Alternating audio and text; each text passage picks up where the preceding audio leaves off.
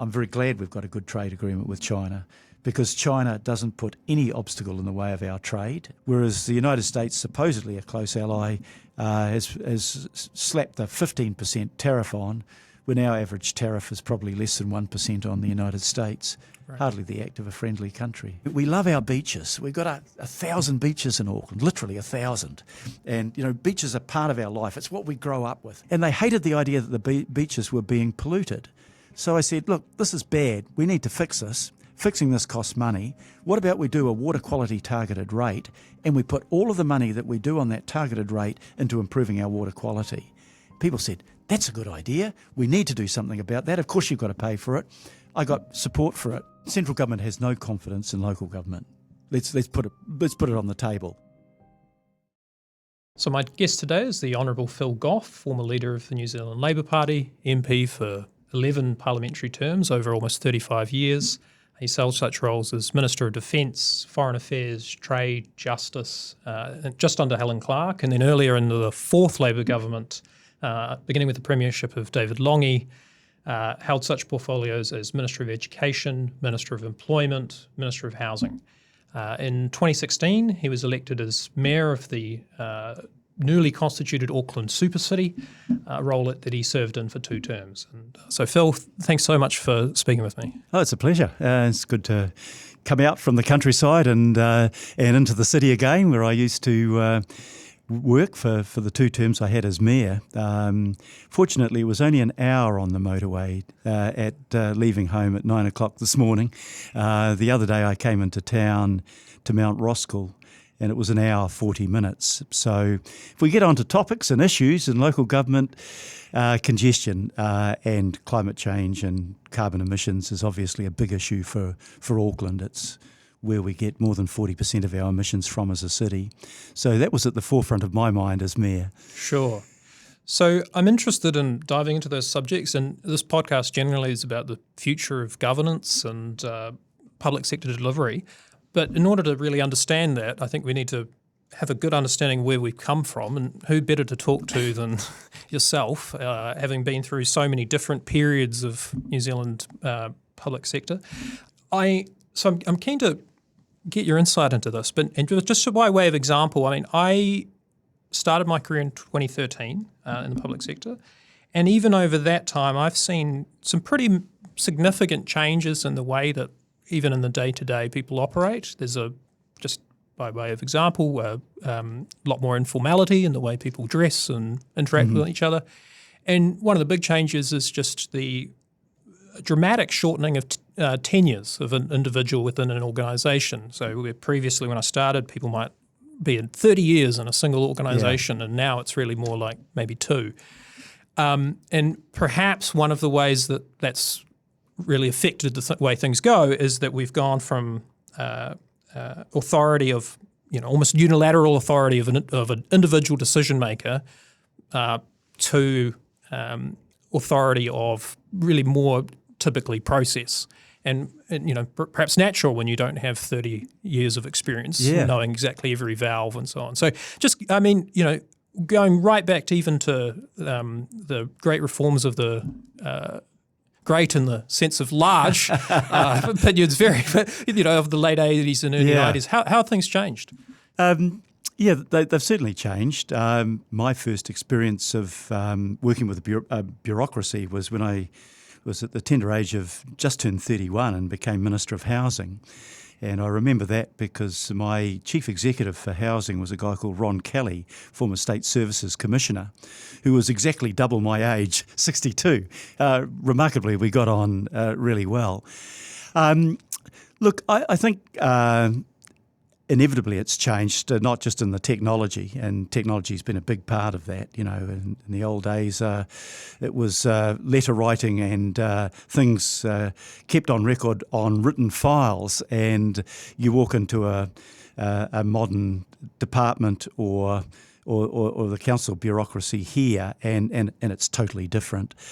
But if I looked at local government, at the time I was first a Member of Parliament, we had, and right up till 1989 when Bassett brought in his local government amendment reforms, we had 29 borough councils in Auckland.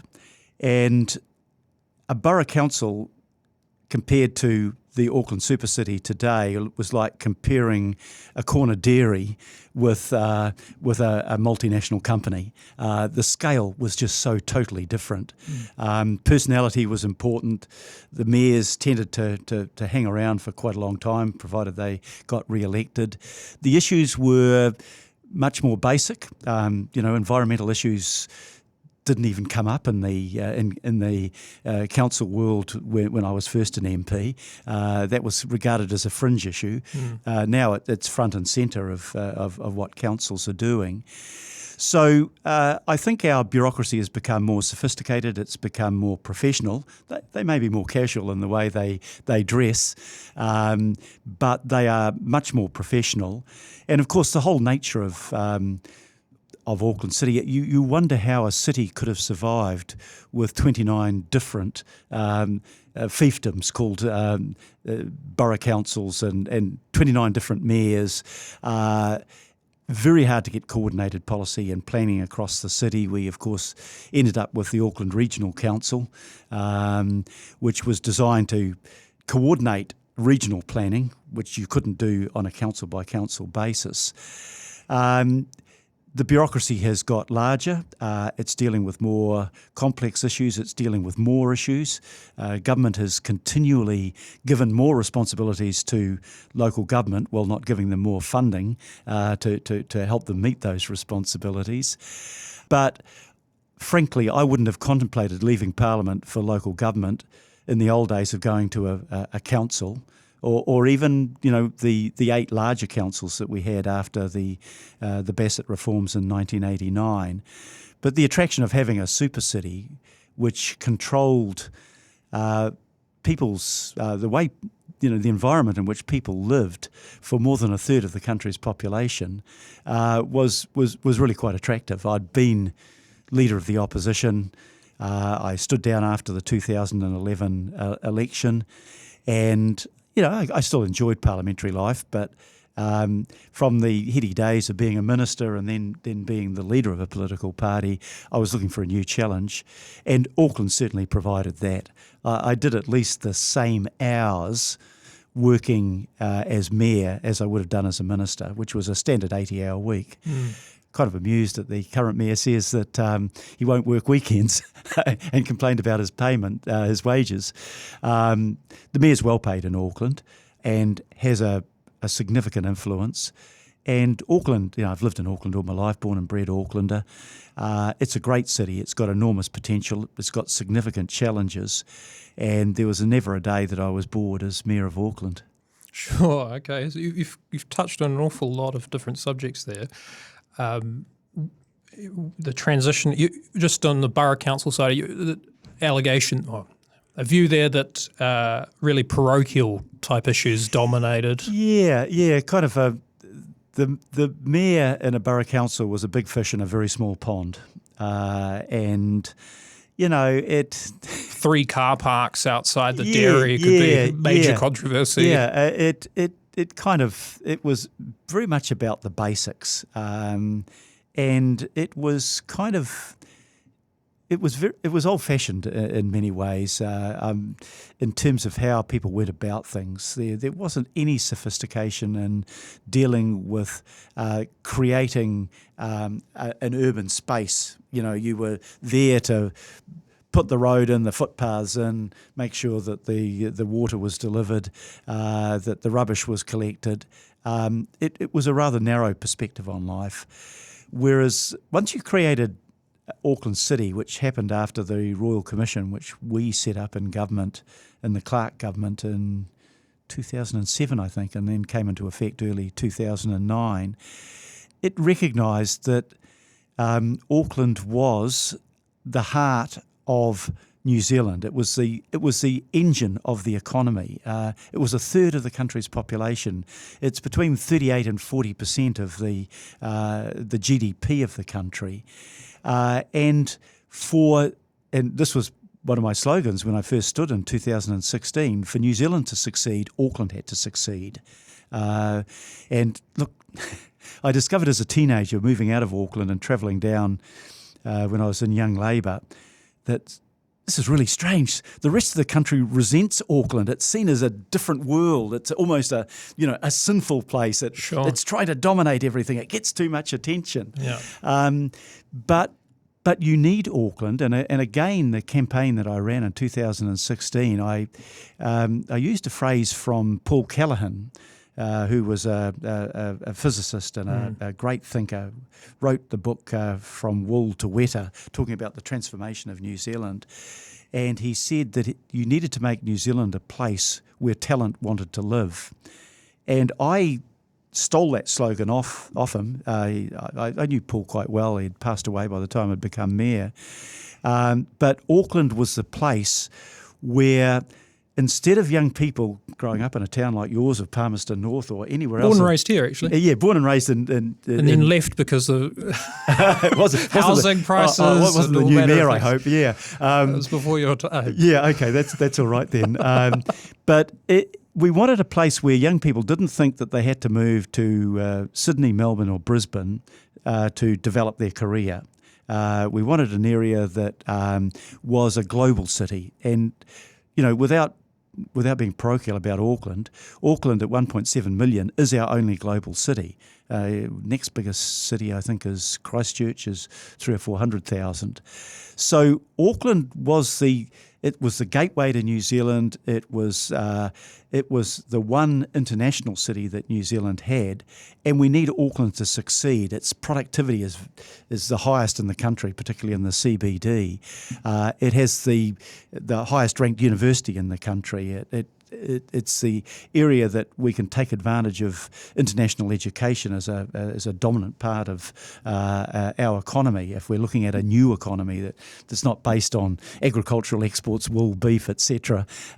So we had to make Auckland a great livable city, but it was also international in the sense of it being the most multicultural. 40% of Aucklanders are born overseas.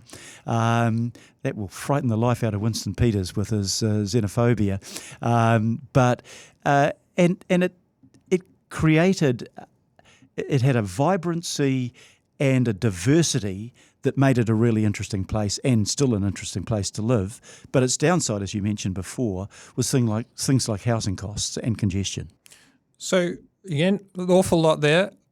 Just coming back to Sir Paul Callaghan, it was an interesting lecture he gave a few years before he passed that I recall quite vividly, talking about New Zealand economy and in a sense the importance of Auckland, although it was left implicit. That New Zealand has a reputation for being an agricultural powerhouse, and ag does indeed contribute an awful lot to the economy, and then followed by tourism. But both of these sectors are actually quite low in labour productivity. Yep. And that what's low on economic return comparatively. Right. And what's really driving economic growth and prosperity within the country is in niche businesses in Auckland, like Fisher and Paykel Healthcare, which is, as I understand, something like a $350,000 per employee in terms of its and another return. Little place called Rocket Lab, which has done reasonably well. But there's actually dozens of these quite significantly sized institutions, and then you've got potentially dozens more of startups and really kind of niche medical tech and all kinds of things. And so that idea of Auckland needs to succeed for the country to succeed, I think, is well put. The challenges of how do we do that are considerable. Perhaps would it be fair to say that your view is almost that parochial type attitudes of the old pre-Supercity days, of the issue of the local parking issues or right-hand turn, has stopped us really thinking at the scale that we need to? Is it? Yeah, you couldn't have Auckland as a truly global and international city if it was made up of multiple different governing entities. You needed to bring together the planning and the resources in turn giving the professionalism. But you're right about technology. One of the things I discovered in my last job, which was High Commissioner to the United Kingdom, was that our fastest growing export to the United Kingdom was actually technology. And Tech Week in London was big, and people would flood in from New Zealand and sell their wares. And, you know, I often compare New Zealand and Denmark. We're both about the same size, population-wise. We both developed as agricultural economies. Denmark was a big dairy producer, but it made the decision way back in the 60s and the 70s that it would move from a focus on agriculture to a focus on technology. Now, their per capita income is probably 2 or 3 times that of New Zealand now, whereas it used to be comparable. And that's because technology is the way in which you can make your country a wealthy country. And we need New Zealand to be a wealthy, a prosperous country in order for it also to provide the social services and the environmental protections that make up overall a good society. So I did quite a lot of work with Auckland University, which and also Auckland University of Technology. I'd taught at both of those universities, and they were to me.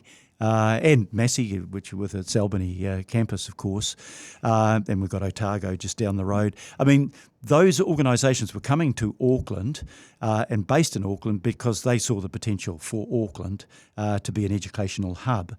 And one of the things you need for technology is people with the skills. That's how you attract. New tech to New Zealand. You have a good skill base. You need a good investment base. We haven't done so well on the investment base, and you want to make Auckland a really good place to live, because that's how you draw people out of the New Yorks, the San Franciscos, the Londons of the world. It's or stop them leaving for those places. Or anyway. Stop them leaving, yeah. or a bit of both actually. Okay. Because you'll see a lot of people at our universities and in our health system, for example, that come from places like the UK or the States, and they come here because they like the lifestyle, they like the environment, they like the fact that while we have vigour and diversity, we don't have the same sort of urban pressures that you get when you live in a city the size of London, which is 10 or 11 million Sure. people. So my thought of Auckland was that we had to preserve and protect the things that made it a good place to live in. We had to build a multicultural society that was also a harmonious society, because I'd been around the world often enough to see the divisions that can come as you get migration and new ethnicities, new religions, etc. But make it also a vibrant place that's a good place to live, that has a strong arts focus on it as well. The ethnic diversity of Auckland was one of the things that made Auckland really attractive to be in. I spent Sure. more time as mayor probably at cultural events such as Diwali and Chinese New Year than almost anything else. But that was something that, and the cuisine, the international students, all of that made Auckland a really interesting place to be. Right. So you mentioned earlier this idea of housing being a critical, and obviously, you know, if people aren't in a position to afford to buy a property, then they're not going to be able to afford to, build that tech startup, or, options overseas begin to seem more and more attractive. And in the, let's say, late 90s, early 2000s, Auckland had a reputation as being one of the least affordable places on the planet. Yes. By on an I income think basis. we had the record of being the third least affordable place to live in. Yeah. And housing ended up becoming one of the really major changes that occurred under your time as mayor with the passage of the Unitary Plan. And the evidence that we have as a result of that broad upzoning is that actually rents have declined relative to incomes as a result of that. It's just because we're building more housing. But it was a really massive piece of work.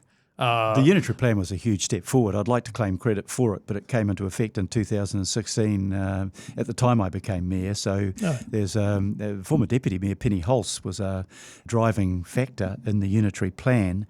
But I'd come in on the slogan that recognising that affordability of housing was one of the key issues in the city, and I recognised that after serving as an MP here for over 3 decades, that the city needed to move up and out.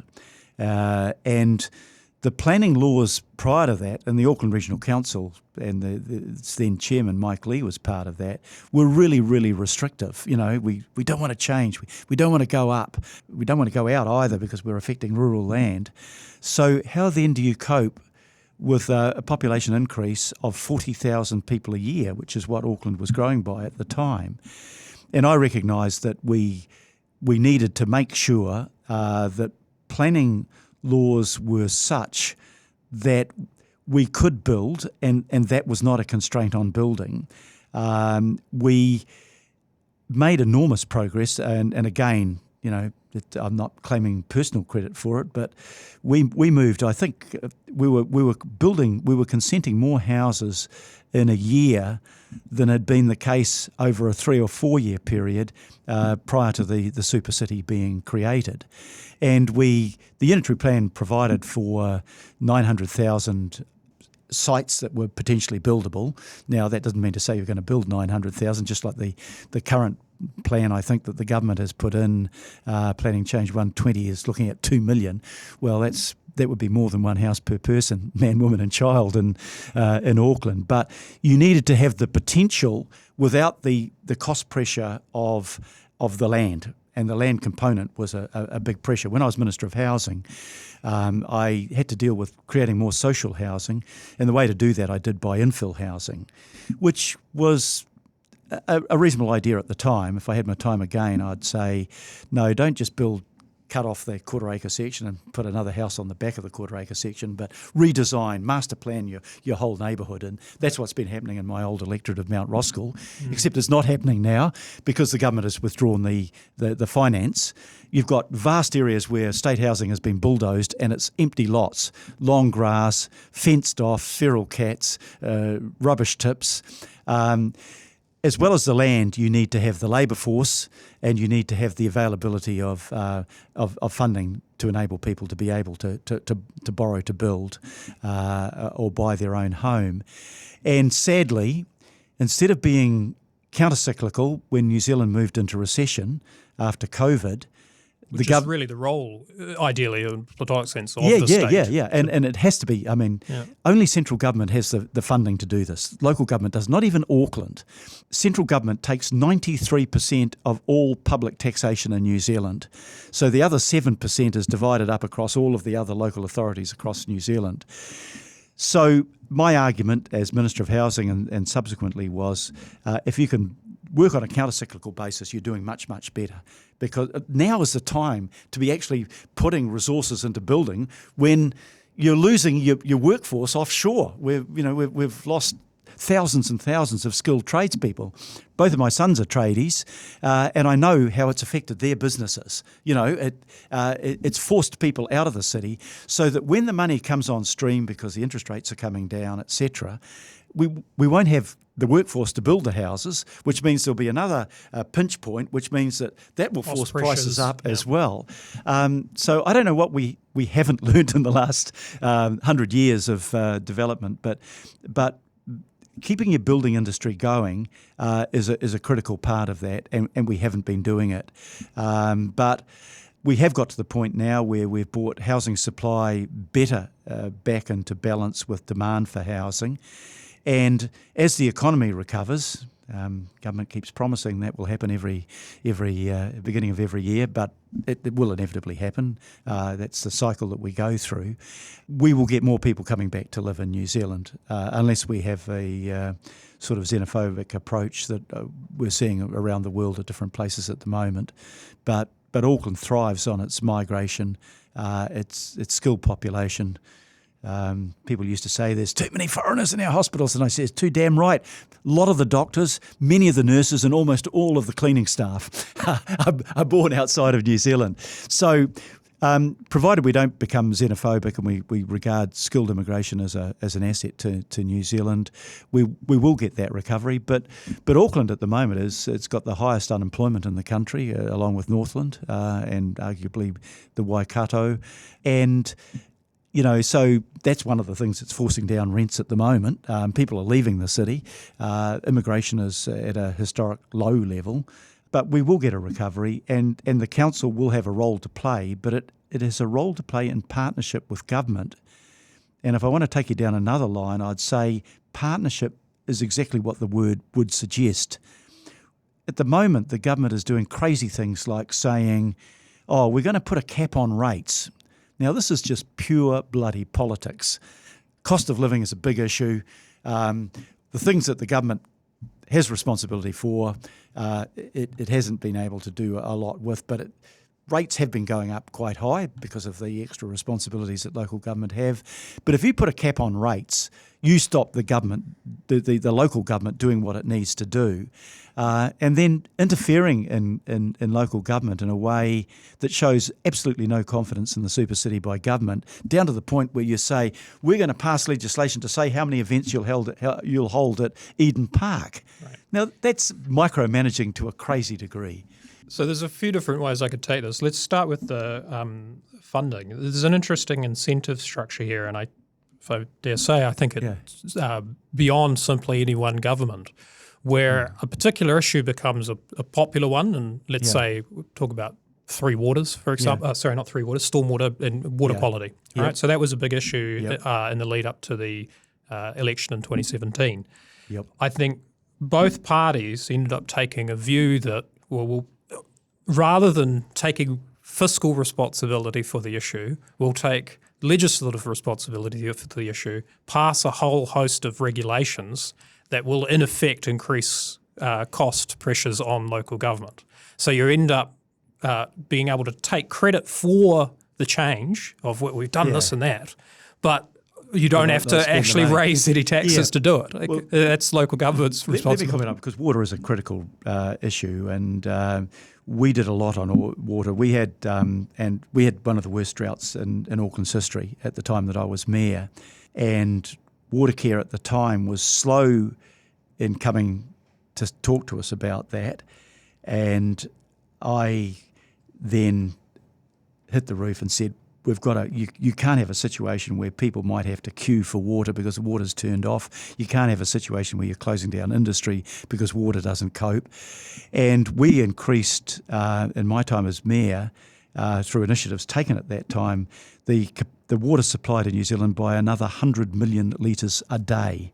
And we did that because we knew the dams and the Waitakaris and the Hunuas, you couldn't expand them much unless you were going to dam up whole valleys, and that wasn't very practicable. But we have the biggest river in New Zealand at our doorstep, called the Waikato. Water quality is crap, but with purification plants, we can improve that to the same quality, world-class quality, and we did that. And we put money into building expanding the take from the Waikato River. Now, there were some issues with Tainui over that, about the maori of the river. However, the fact is, the majority of Tainui people live in Auckland, and if their people wanted to have water, we were going to lower the Waikato River, where it was 6 fathoms deep, by 3 centimetres. It wasn't going to be a great environmental issue, and we could treat it.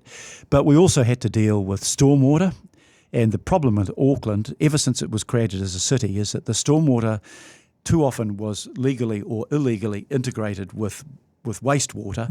Every time it rained, the sewages overflowed into the harbour. And we made the impact of that explicit with our Safe Water program, where we instead of going out with a helicopter, dropping a test tube into the water and testing it and telling you 3 days later what the water quality is, we built a digital system around being able to predict what the water quality would be.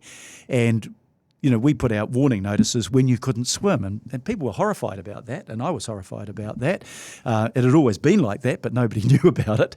And then, so I bought her in a water quality targeted rate. I brought forward by 20 years what's called the Central Interceptor, which is a tunnel that runs from the Mangere Sewerage Pond to right through into the centre of the city. It's the height of a giraffe, so it's a big tunnel. Brought it forward by 20 years, and that will cut the wastewater overflows in the worst areas of of sewage overflowing by 80%. That opens next year. The worst thing about being a mayor is that you never live to see you never stay in office to see the product of what you might have worked so hard at. So the new mayor will be able to claim credit for that. And that made a big difference. But I was against Three Waters, which was a Labor government scheme, and I'd been a former leader of the Labor Party, and I was against it because I didn't think it was a good governance model.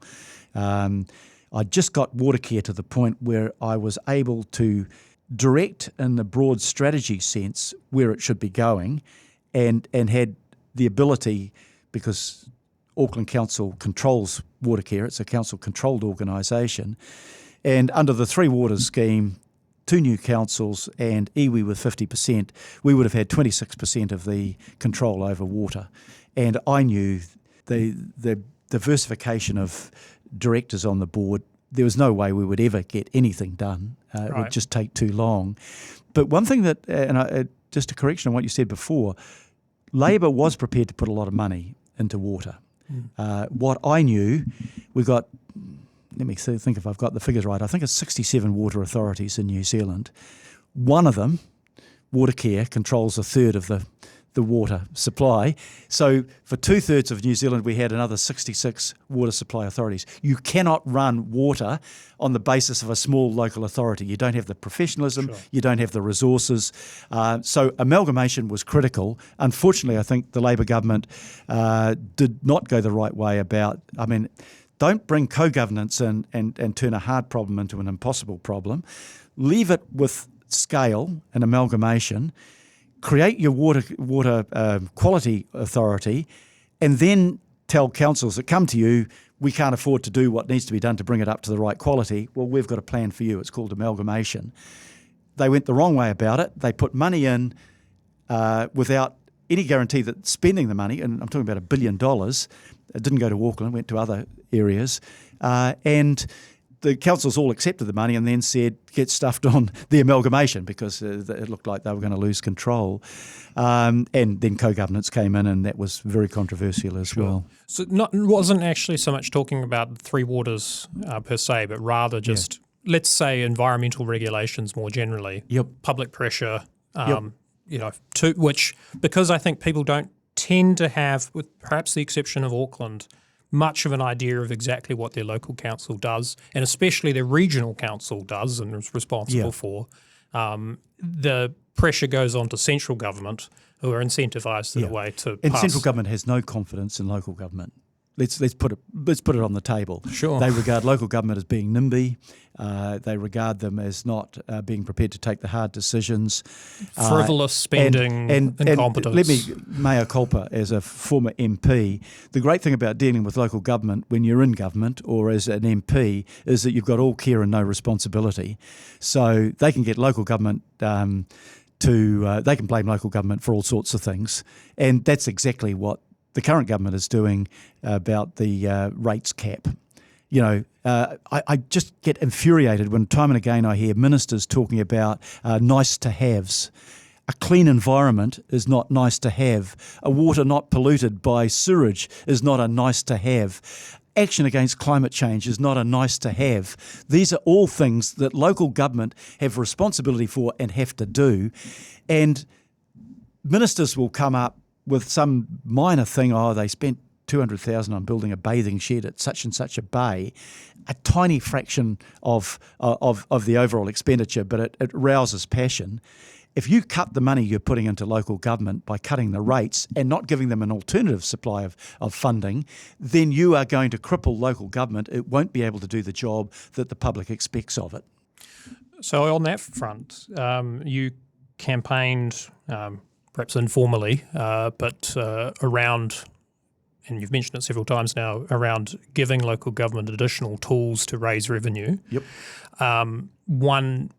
It comes up perennially, this idea of actually you want local government to be incentivised to grow their economy, let's say, by and then if you give them the opportunity to take a certain percentage of GST rather, for example, then you're encouraging them to help grow those. And this is perhaps one of the advantages of the American system in that regard, through local sales taxes and so on, whereas it's really just almost, 93% you mentioned earlier? 93% of all public revenue goes to central government. Right. And then within local government, it's really only property taxes, which work reasonably well. Except in Auckland, where we had a thing called an airport, which sadly we've now sold the shares in, which brought in $60 million a year in dividends before the borders closed with COVID. So and the Ports of Auckland, which is, after the changes I made to the chief executive and the board, is now financial again and paying a reasonable sort of a dividend and millions of dollars, not as much as 60 million. But so there's the odd council. Napier's another one that has a significant legacy investment that's but even 60 million in the context of overall Auckland revenue is only a tiny fraction. Yeah, because you're talking about a $6-7 billion enterprise in Auckland. Yeah, and look, I made this point. I got fed up with going cap in hand to central government, whether it was Labor or national, and saying we need more money for this. You want to create a super city, give us a source of revenue where we can raise our own revenue, we can be accountable for raising that revenue, and we can spend it without having to come and seek your permission for it. I mean, to give you the classic example of that, City Rail Link, which will open next year, will be capable of handling 54,000 people an hour at peak, will double the capacity of rail in Auckland. My predecessor, Len Brown, not Wayne Brown, but Len Brown, had to fight like hell to get central. Stephen Joyce was against it, and his government was against it. Actually, Auckland had to come up and say, unique to any rail system in New Zealand, Auckland Council will pay for half of the cost of this. Usually nationwide travel is met by central government. So there were several things I wanted to do. First of all, I was keen for a bed tax. A bed tax is a no-brainer. I see London, City Khan today has just talked about a tourist tax, and that will supplement his income. He'll make a lot of money out of it because there are a lot of tourists in London. I couldn't get either National or Labor to agree with that, so I brought in an accommodation provider targeted rate. The hotels were up in arms. It did the same thing as a bed tax. It was a bit more complex, and I much preferred to have a bed tax, but I couldn't get it. So they took me to court, and finally, all the way through to the Supreme Court, where Auckland Council won at the Supreme Court, but they haven't brought it back in. But I wanted that, and the hotels who, every time you put on an event, their rack rate for their hotel doubles overnight because there's a lot of people coming into town. But they said, no, we don't want to pay anything towards it. You want to promote that event, you take it out of the taxpayers' money, but we'll make the money out of it as the people that sell the accommodation because of it. And I said, bugger off, you're making the money, I'm not going to subsidise you. Well, I was going to subsidise them by 50%, but you've got to make your contribution. So we have the ability. The current council's not using it after all the court cases, but the bed tax is a very simple way. It's common all over the world, and it raises a significant amount of money that you'd target around marketing your city and promoting your city and providing some of the infrastructure that the tourists put pressure on for. But there are bigger things than that. For every dollar that we take in rates, the government adds 15% GST and pockets it. So this is 400, and in Auckland's case, over $400 million we raise in rates that the government takes off us, not gives to us. So we're responsible for the rates, they take the GST, and my argument was it's a very equitable way right across the country. If you want to devolve funding to local authorities, return the GST that you take off us on our rates. Government doesn't pay rates on any government property in Auckland. That would be worth about $36 million, which is a smaller amount than the $400 million that would get off GST. So might encourage better use of that Housing New Zealand or Kāinga Ora land, for example, if they had to actually pay for it. It wasn't generating revenue. Exactly right. It's sitting there vacant, no rates being paid on it, an eyesore when it could have houses on it. And if you look at the new areas, having lived in Mount Roskill, where Kaianga Ora was building new housing estates in Roskill South. They are really good developments, mixed housing, not just state housing, but we would have ended up with more state housing and a lot more housing because it was the old state houses are 70 or 80 years old now, and they were nearing the end of their life, and a lot of them were on bigger sections. And the new houses that went in are good, and we redid all the creeks that we opened, what used to be concrete drains, we daylighted, so they're now little streams, and they've got shrubs and trees and parks around them. You can really change the nature of your city. And we were doing some of those things. You have a look out at Takanini, where to Awakeri, I think it's called, development, where it was a peat swamp. So we've kept the swamp, we've even kept the kauri stumps that are there and made it into a beautiful area to live around. And local government can do that because it's close to the people. But central government is more distant, but they really hobble what local government can do. And I really deeply resent the fact that currently local government's getting the blame for everything but not getting the support from central government. To be fair to a Labor government, I didn't agree on a number of serious things that they were doing. Three Waters was one I mentioned, the medium density residential scheme, which was, you could put 3 houses of 3 stories each on one of the old 1/5 of an acre section, and it didn't have to have good transport connections. I thought that was bloody stupid. Plan change, I think it was 83, just being reversed at the moment by plan change 120. So central government can impose on local government. It doesn't always do the right thing, whichever party is in power.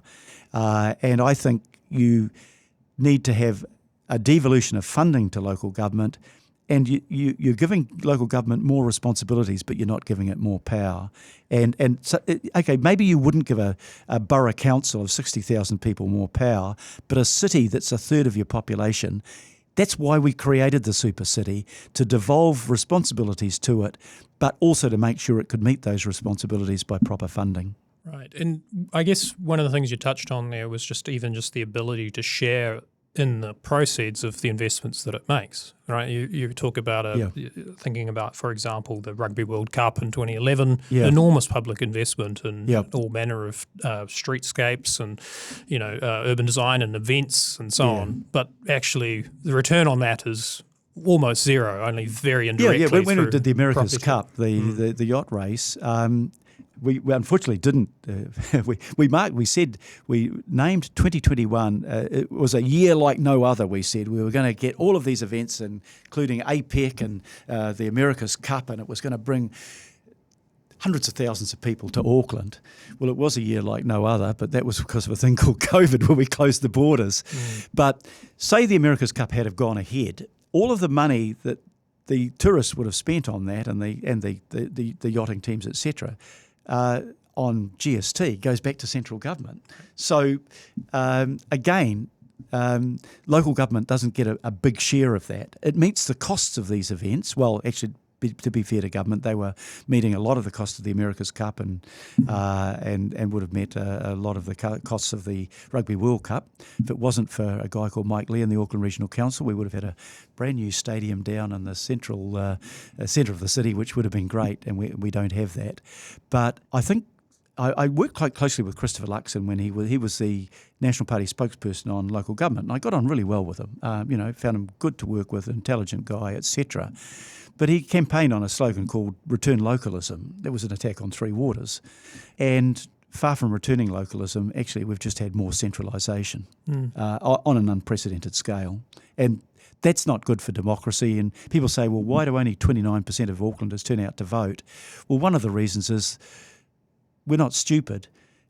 We know that the real decisions are being made by central government. So we voted central government, but local government just does what central government tells us. One of the reasons, not the only reason, but one of the reasons why our turnout for local elections is low. Just on that localism side, before we turn to some of your time as mayor and some of those decisions and how that worked, but just on the localism side, one of the things that occurs to me is that as we seem to be moving faster and faster in terms of technological change and all manner of different generational changes and so on, you actually need let 1,000. You need to let 1,000 flowers bloom in a way, and not all of them are going to be, the most beautiful out there. Yeah. But if we're totally centralised, we're going to leave a lot of opportunity lying on the table. And I think in some respects, do we just need to accept that the cost of that is occasionally a small town mayor blowing a bunch of money on something for I mean, I'm playing devil's advocate a little bit here, but because I don't think that that's all that common. But the more localization that you allow, the more great stuff that will come up that could then be copied. But, and the part of the cost of that is just that simply you are going to have some things happen on the margins. Yeah. And if we focus purely on those, then we end up in a situation where we assume that it's all terrible. You've got to accept that local government will sometimes make mistakes from a central government that often makes mistakes. That's just the nature of it. But I think there's a whole lot of issues that come out of this. One of the things that the Royal Commission said was that councillors should be elected at large. Now, I opposed that, and there's a reason that I opposed that. When we had the old Auckland City Council and councillors were elected at large, the wealthy suburbs provided almost all of the councillors on the council because the turnout in the lower income suburbs was lower than in the higher income suburbs. The people that owned their property and their property was valuable have more incentive to get out and vote and be involved. And I didn't want to see an Auckland... Tend to be more time rich as well. They're time rich and they have professional so skills, etc. And you can't have a city that's run by councillors all coming from one small part of that city, because they're never going to identify with what the problems and the challenges and the opportunities are in the areas that aren't represented. The difficulty with having the ward system is that you then create the incentive, as you do for members of parliament to some degree, that the councillors are going to be more parochial rather than see the wider picture. It might be good for the city, but it might not be good for my ward, so I'll oppose it. But that's a cost of it. Nevertheless, I think most councillors did have the ability to see the wider picture and make decisions that were the right decisions. And, look, during my time as mayor, I probably got the support for the budgets of about 70% of my councillors, and they came from across the political spectrum. My deputy mayor, whom I appointed, is a lifelong member of the National Party, a rural farmer, Bill Cashmore, good guy, we got on really well. Chair of my finance committee, was married to the president of the National Party. I had Green MPs, I had Labour MPs.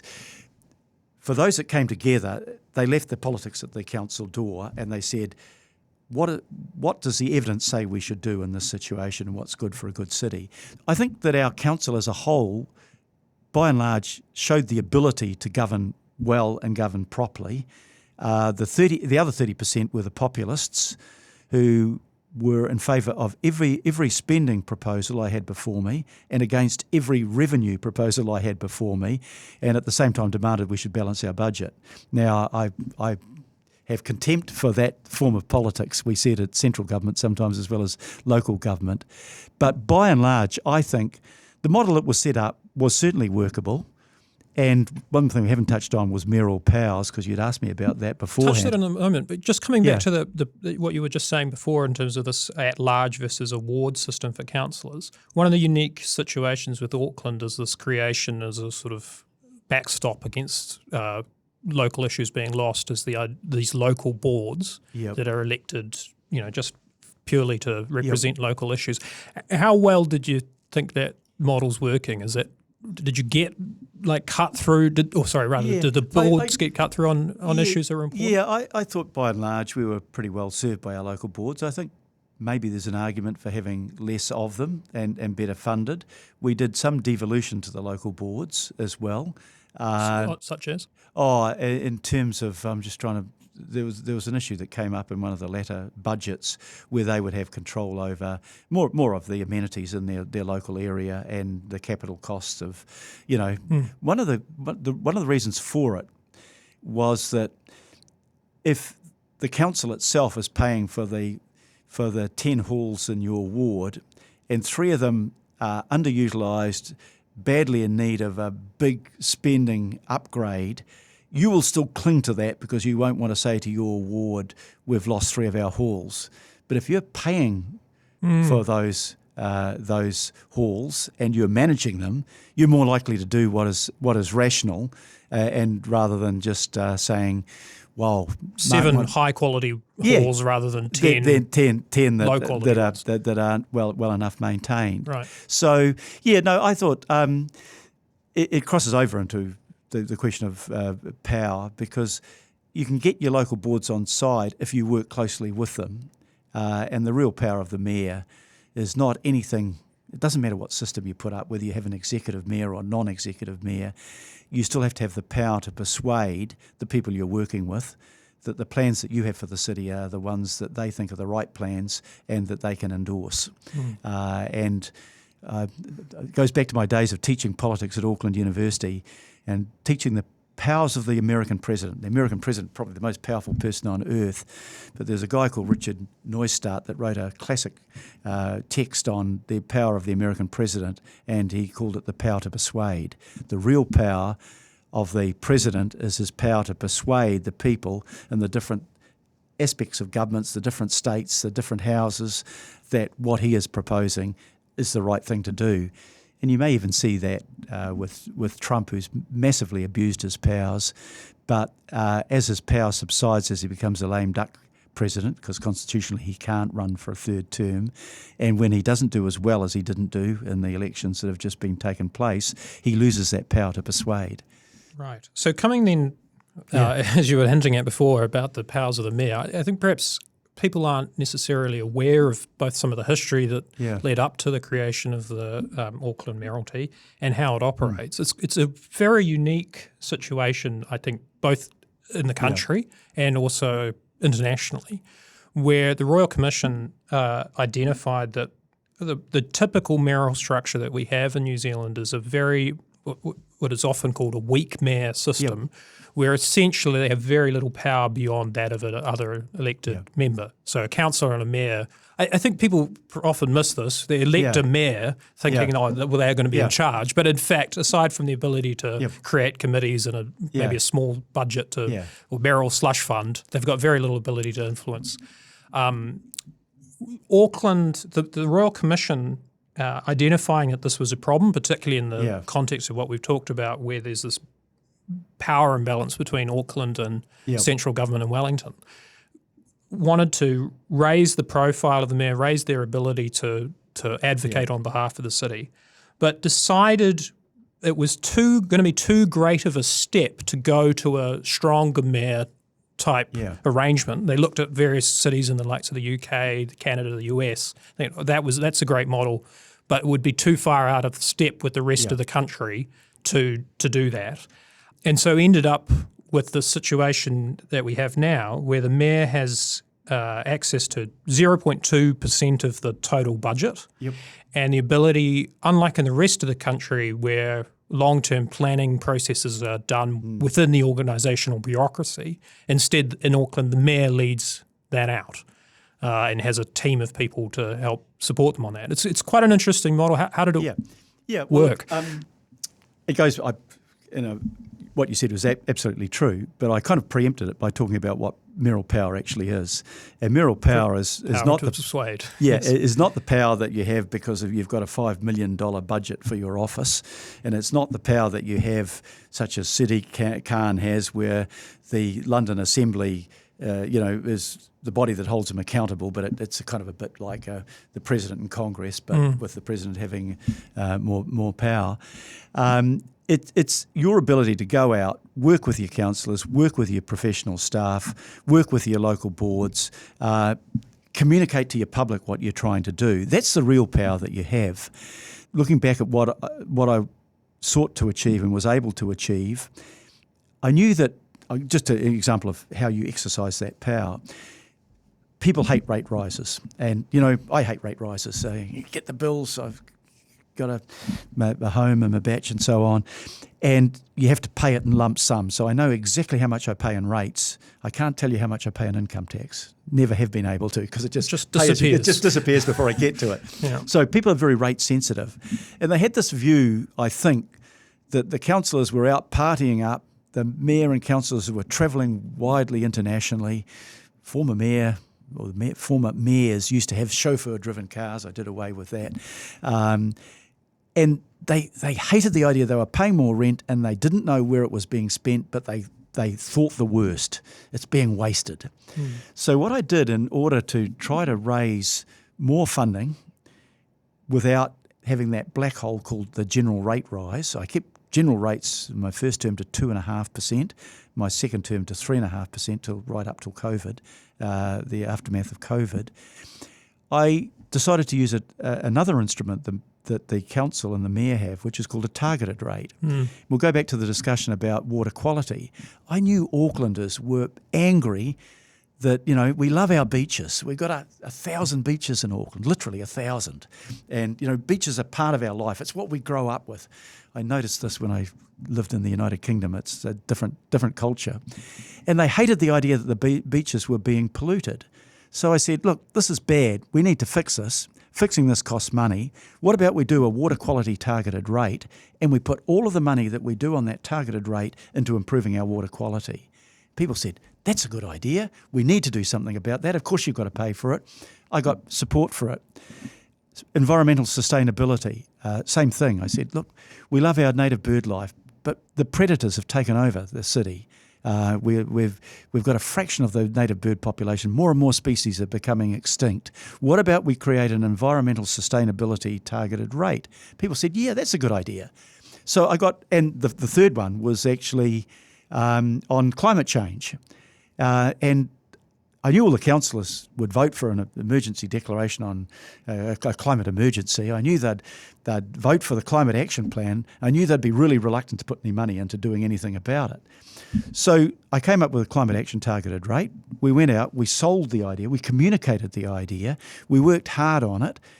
The submissions were overwhelmingly in favour of a targeted rate, and it filtered through to the wider population. And when we did a public opinion poll, just a classic 1,000 people chosen at random, we found that we won that by 48% in favour to probably about 37 against.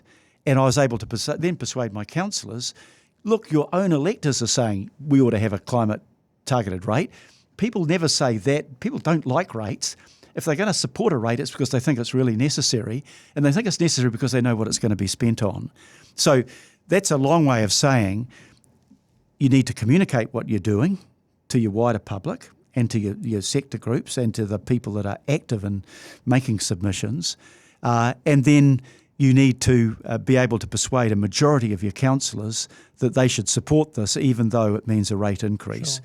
And that was how I was able to exercise power when I was one vote out of 21 on the governing body of council. Right. So I had no greater vote than anybody else.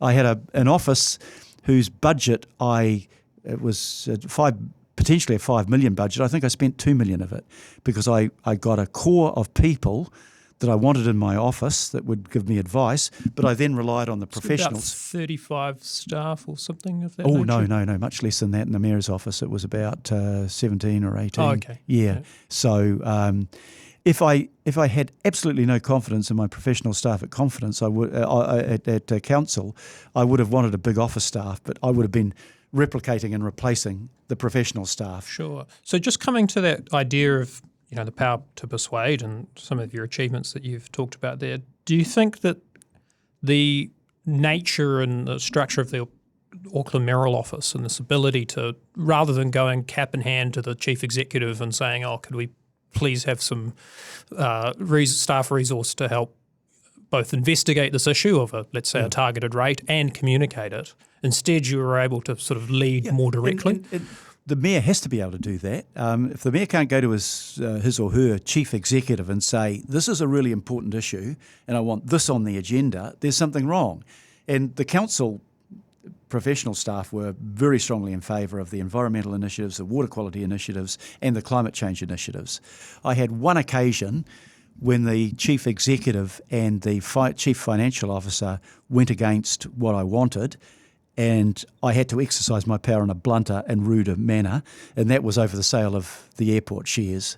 I'd campaigned on not privatising, John Tamahiri, my opponent, wanted to privatise water care.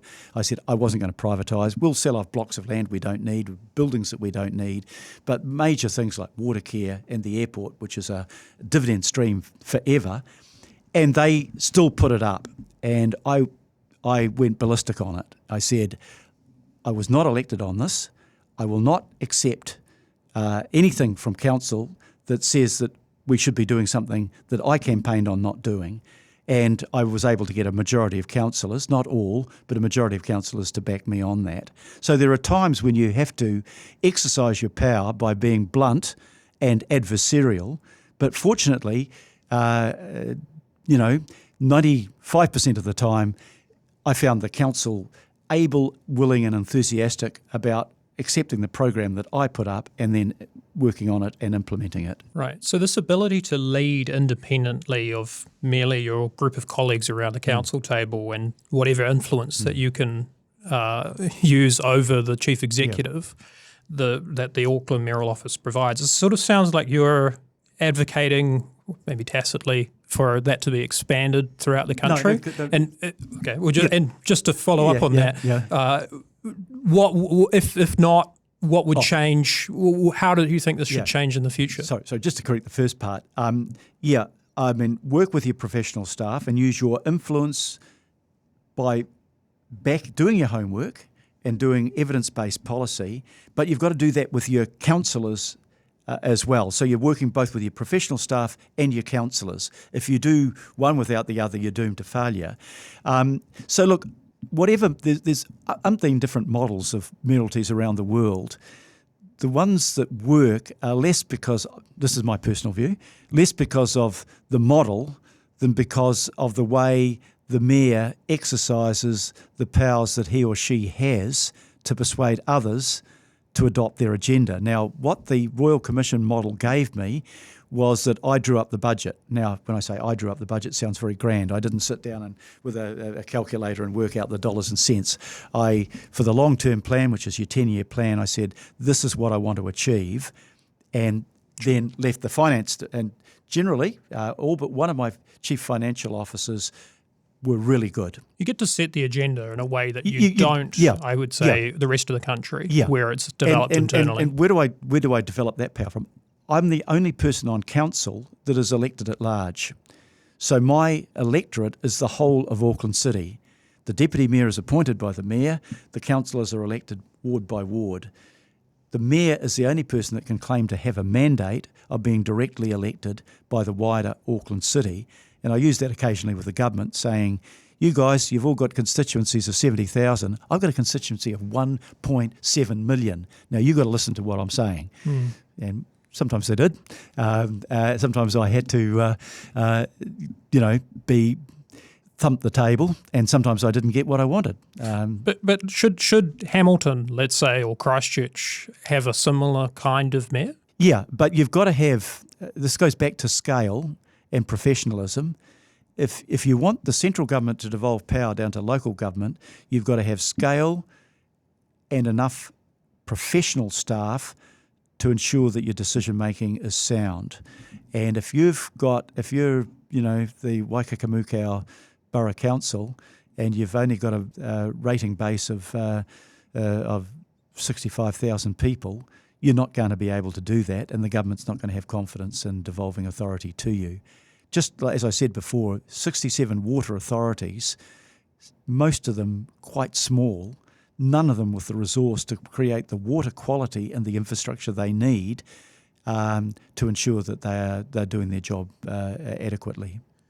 Yeah, one of the things that I think we're going to be struggling more and more with is just the downstream consequence of labour mobility, essentially. Yeah. So instead of people being very tightly attached to their town, and maybe they go and study engineering in Auckland, but then come back and become a water engineer, continuing to retain talent in New Zealand is sort of difficult enough, let alone in Selwyn district or whatever, where maybe there's a premium that needs to be paid in order to get talented people. Yeah. They can't afford to pay that premium. So where do you see this? How do you see this evolving? Yeah.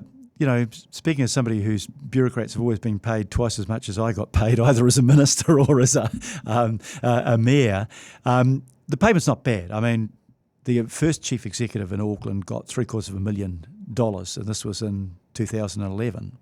The current chief executive and his two predecessors were about 650,000. Even that, though, is a tiny fraction of what they would get for a comparably sized organisation in the private sector. Call me a Puritan. If you can't live on 650,000 a year and live well, you're making all the wrong decisions. Sure, but let's think about Selwyn then, Selwyn District, or how does that and forget the chief executive, but even just there's a market for engineers globally, or planners or skilled professionals, accountants. How do they manage that? They struggle, and that's why, while the public might like to think we love having our own little mayor and council, you're not going to get the quality of professional staff that you'd need. And even if you did, because somebody wants to do it and is committed to do it for reasons other than just the salary, they're not going to have the resources to do the job properly. Scale is incredibly important. And I just think, will the rest of the country follow the Auckland model of Supercity? Well, I think if they're smart, they will. And I see...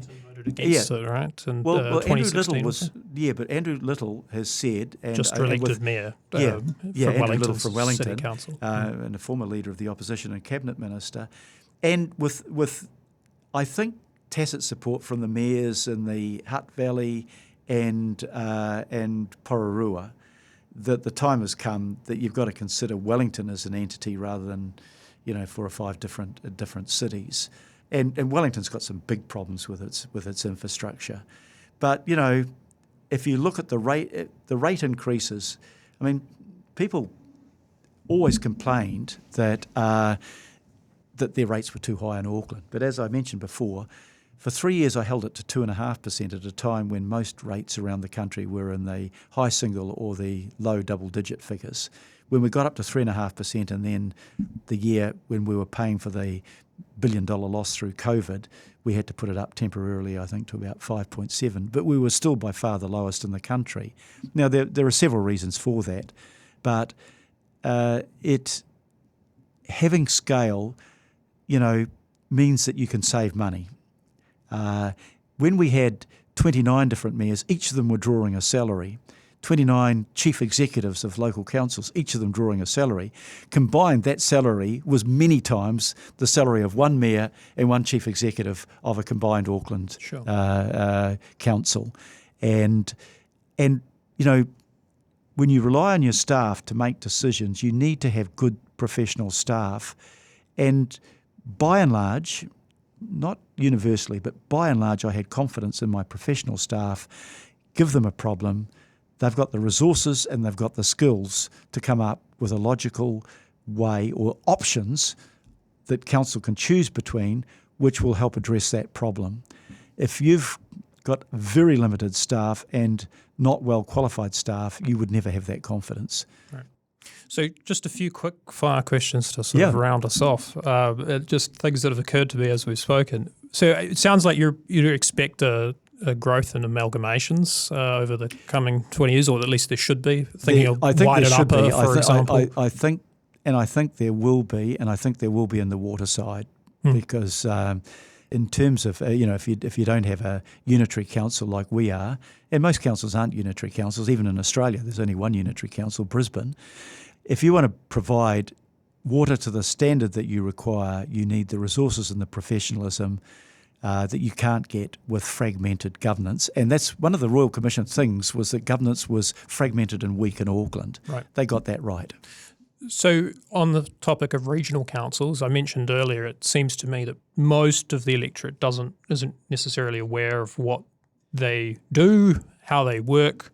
They look to central government to address issues that all else being the same would be. So do you think unitary authorities are likely to be the way forward? That would be my preference, where the area of the council covers, in the case of water, it's the watershed area that and the area that you're supplying to. Unitary councils make sense to me, and one of the complaints I get from people I know that live outside of Auckland, we pay our rates to the council and then we've got to pay another rate to the regional council. We're paying twice. And Auckland's paying once, because the territorial authority and the regional authority are amalgamated into a unitary authority, and it works better. And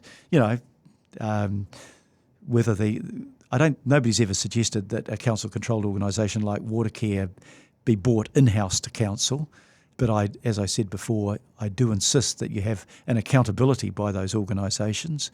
Difficult when it's diffused across 5 different authorities and mayors, absolutely. Like we have in Wellington. And co-governance would have the diffusion of accountability there would have meant that the management would have ended up doing what they wanted to do, right? Because there'd be no unified approach to. At one point with Watercare, I had to say I tore strips off the then chief executive. I read some of his emails, which were interesting because they showed absolute arrogance in terms of his accountability to the council. And I drew him into the office and said, I've fired people for much less than what you've said in these emails. And it was a lack of accountability either to our council or to the central government that had requested information. He said, no, I run the show. You need anyone that's there longer term. What keeps an elected official accountable is that elected official knows that they're only there for the time being. If you've got somebody that's head of a bureaucracy, well paid, is used to having his or her way with anything that he or she wants from their staff, they will develop a sense of entitlement and a degree of arrogance. And I saw that happen both in the past in the Auckland region and during my time. And that sort of behaviour was intolerable. Right. So to change tack quite dramatically now, I have a former Minister of Trade and former Foreign Minister around the table. So relationship with China. You signed, I think, quite a historic free trade agreement with them, the first that they had with a developed country. Any developed country, and it was what we called a gold standard free trade agreement. In the end, it contained everything, though I had to phase dairy in over, I think, a 20-year period. Yeah, just on 20 years, because the Chinese Minister of Commerce had leaned across the negotiating table and said to me through his interpreter, "We are really worried about your powerful dairy industry." I just sat back in my chair and laughed, and he was totally confused, and he asked his interpreter, "Why is the minister laughing?" I replied, "I'm here representing a country of around 5 million people. You're representing a country of 1.3 billion people, and you're worried about our powerful industries." And he saw the funny side, and we got it. It was a great agreement. And in council, we had what was called the Tripartite Alliance with Guangzhou, our biggest city in South China, and with Los Angeles, where we were promoting trading relations at a regional level across the two biggest economies in the world and New Zealand, or Auckland as it was. Worked well. And unfortunately, we won't get that sort of quality free trade agreement with India, but we need to, and we'll get something. Yeah, I think people perhaps don't appreciate just how successful that agreement has been, both for exporters in terms of opening up. We went from one about of the a largest $5 billion two-way trade to $40 billion two-way trade in a short period of time. And we don't really compete with China as far as manufacturing is concerned or anything. So it's a lot of actually consumers have seen the benefit in just in terms of cheaper even when we had appliances. Tariffs, China was always able to trade above those tariffs, and we are complementary. We produce the very foods and of a good quality that they want, and my worry was partly I went into the free trade agreement with China saying I want to diversify our trade. The effect has actually been, it has been so good for New Zealand that it has concentrated our trade, and that's a bit of a worry. But given, because we've got too many eggs in one basket, but given Trump's view on tariffs, I'm very glad we've got a good trade agreement with China, because China doesn't put any obstacle in the way of our trade, other than what the things you'd expect, proper phytosanitary and sanitary regulations, etc. Whereas the United States, supposedly a close ally, has slapped a 15% tariff on, when our average tariff is probably less than 1% on the United States. Right. Hardly the act of a friendly country. So just thinking about how this all evolves across the Pacific, you've got these two hyperpowers on opposite sides. We've got obviously a strong security and shared language with one of them, and the other is our largest trading partner.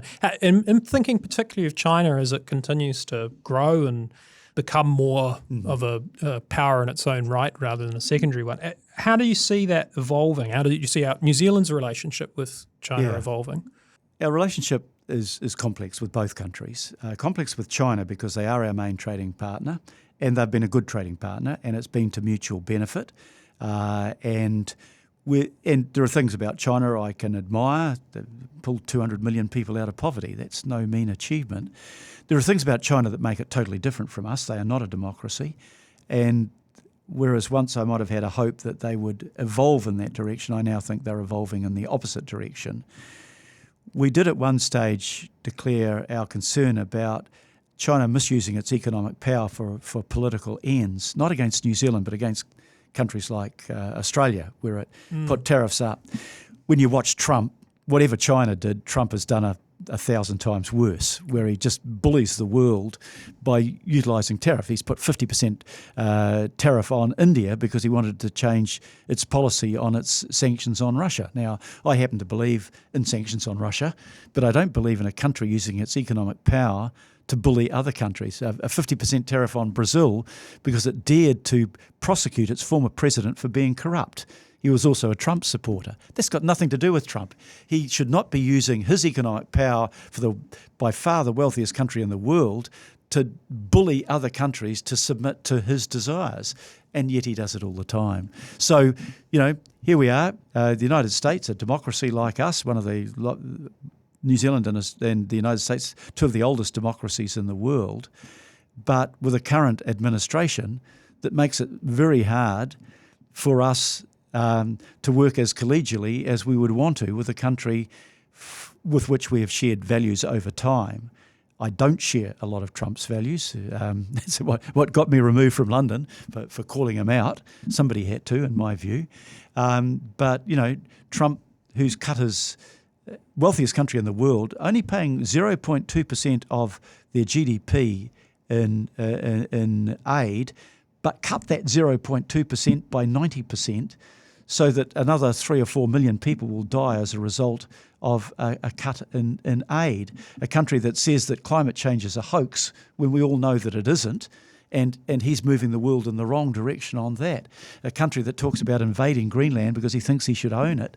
Wow, there are some real challenges to New Zealand's diplomatic relations with the United States. Right, and in the context of what you were just talking about earlier with respect to China putting pressure on Australia, if we see a realignment of power dynamics in the Western Pacific, you might otherwise think to yourself, okay, well, we'll align ourselves with the other power, or if they're looking increasingly unstable, maybe not electorally, but as far as from a leadership point of view anyway. One of the greatest damages that Trump has done is that he has given away the United States' considerable soft power by which it could influence the world. In the Pacific, Biden and John Kerry were doing a great job on climate change. They were putting in place things that were really important to our small island nations in the Pacific, who will be the first victims of rising sea level. What Trump has done is so alienated so many countries of the world, South Africa included, that he has pushed those countries towards China. Now, China isn't a democracy, and therefore it is a superpower, and it has the potential and the ability to abuse its power. Trump has made that worse by increasing the attractiveness of countries all around the world to China, where China acts at least in a consistent and predictable manner when Trump does anything but on both of those fronts. Sad, really, for somebody that was Minister of Foreign Affairs for 6 years and worked really closely with, albeit in a Republican administration, under Colin Powell and Richard Armitage, who were in charge of the State Department, had really good working relationships with them, managed to get across when I was Trade Minister, the involvement of the United States with the Trans-Pacific Partnership, which of course Trump has pulled them out of.